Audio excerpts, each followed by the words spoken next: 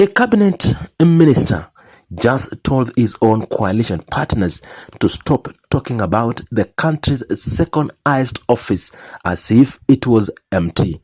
That single warning exposed a fractured running through Kenya's ruling alliances less than a year before voters return to the poll.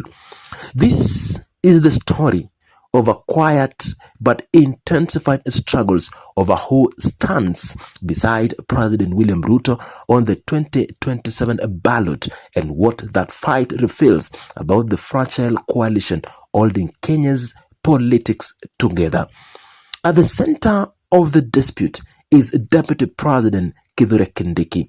He was elevated to the role in 2024 after a dramatic political rupture when Ruto's original running mate Rigathi Gachagua was impeached and removed from office. That impeachment shattered Kenya Kwanza Alliance folding partnership and left a long-lasting scar on Mount Kenya politics, the voter-rich region Gachagua represented within the coalition. Kindiki, a former Interior Cabinet Secretary, a law professor, stepped into the deputy presidency at the moment of a turbulence. His appointment was meant to stabilize the government's relationship with Mount Kenya voters, but in also open a new question that has never fully gone away. Was Kindiki simply filling a vacancy, or was he now Ruto's chosen partner for a second term? That ambiguity has become the fault line dividing Kenya Kwanza today. On one side stands the Orange Democratic Movement led by veteran opposition leader and Siaya Senator Dr. Oburu Oginga Odinga, which entered the broad-based government after his predecessor Raila Odinga died, and an arrangement had already been launched with President William Ruto after months of anti-government protests roiled the country. ODM leaders, including Corporate Development Cabinet Secretary Wycliffe Oparanya, have been pushing to discuss the shape of the 2027 ticket, a conversation that inevitably touches the deputy presidency itself. On the other side stands a Mount Kenya political establishment representing in this dispute by Public Service Cabinet Secretary Godfrey Ruku, who has drawn a hard line. Speaking in Bohori constituency, Meru County, Ruku accused ODM figures of undermining Kindiki through persistent public speculation about the position. He insisted the office is occupied, that Kindiki holds it legitimately, and that continue to discuss is as vacant amount to disrespect towards both the man and the institution itself. Why does this matter beyond the language of one press statement? Because in Kenyan politics, succession talks is never just talks. It is the opening move in coalition bargaining, a signal to communities and power brokers about where influence will flow after the next election. Ruku's argument carries a deeper strategic message. He pointed out that leaders from Western Kenya, ODM's political base, already hold major office, including the prime cabinet secretary position, the Speaker of the National Assembly. His implication was clear. Western Kenya has been rewarded, and Mount Kenya will not accept being pushed aside in the arrangement shaping 2027.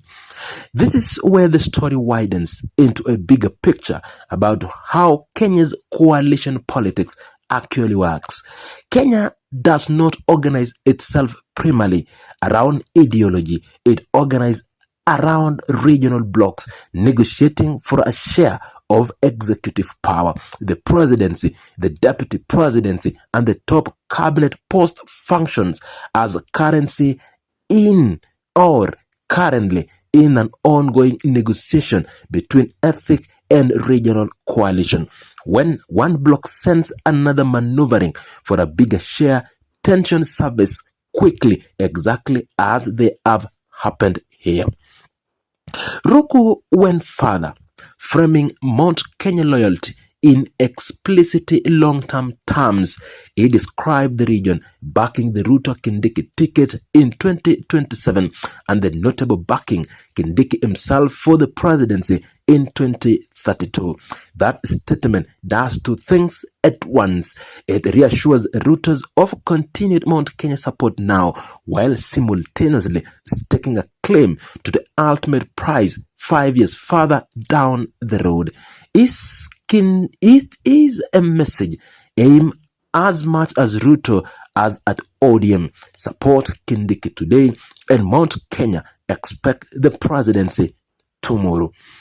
The cabinet secretary also turned his fire towards Gachagua, the former deputy president who was removed from office in 2024. Ruto accused him of working against Ruto's government and threw an historical comparison to past challenges against former president Daniel Toroitich Arap Moi from Mount Kenya West politics, challenging he said ultimately failed. The comparison was deliberate. It cast Gachagua's current opposition activity as part of a familiar and in Ruto's telling doomed pattern of internal rebellion. Gachagua has since formed his own political vehicle and has been actively courting Mount Kenya leaders, some of whom Ruto claim are being pressured to defect. That dynamic adds another layer to the succession battle. It is not simply Kenya Kwanza against ODM. It's also a contest within Mount Kenya itself between leaders who remain loyal to Ruto's government and those aligned with the man he removed from the deputy president's office. Step back, and the pattern here echoes a familiar feature of African coalition government, broad-based or unity arrangement formed to end a political crisis, often paper over unresolved tension rather than settling them. Kenya's government brought ODM into the executive to claim the protest. Kenya's Ruto's government brought ODM into the executive to calm the protests of 2024 and 2025, but absorbing a rival party into the government does not erase its ambition. It simply moved the competition indoors into cabinet meetings, regional rallies, and statements like the one Ruto delivered in Meru. For ordinary Kenyans, this matters beyond the theater of a political statement. Coalition instability shape how confident government function, how public resources are allocated across regions, and how credible any administration promises look to investors and citizens alike. A cabinet that spends its energy managing internal succession anxiety has less capacity to focus on the economic pressure many Kenyan households are living with it right now. It is a signal that the 2027 campaign season will likely look like well before official campaign began. Expect more regional leaders to stake out position, more coded statement about loyalty and reward, and more attempts by each bloc to lock in commitments earlier before rival can shift the balance of power within the coalition. What Ruto's warning ultimately reveals is a coalition negotiation, its own survival in public, one statement at a time.